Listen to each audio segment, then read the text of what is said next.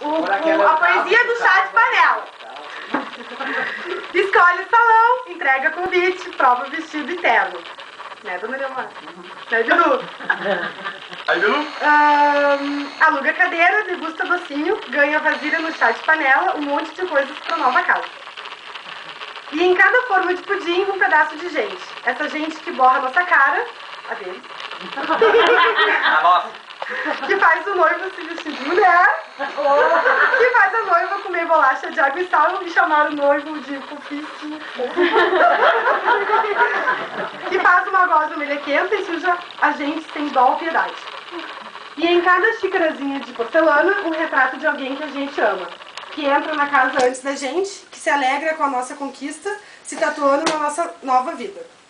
Gente que pinta nosso rosto e um pedaço da nossa parede. Que entra no nosso guarda-roupa e escolhe os lençóis da nossa cama. Que se mete na nossa cozinha e escolhe as toalhas do nosso banheiro. Gente que mora com a gente na casa ainda vazia. Gente que entra com a gente nessa delícia de vida nova.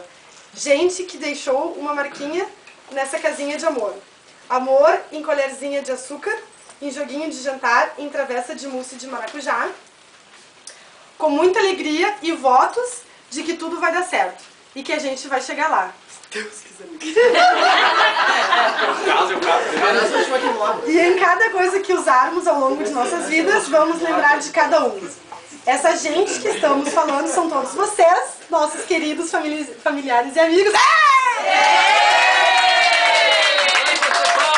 Obrigada, gente, por estar em nossas vidas.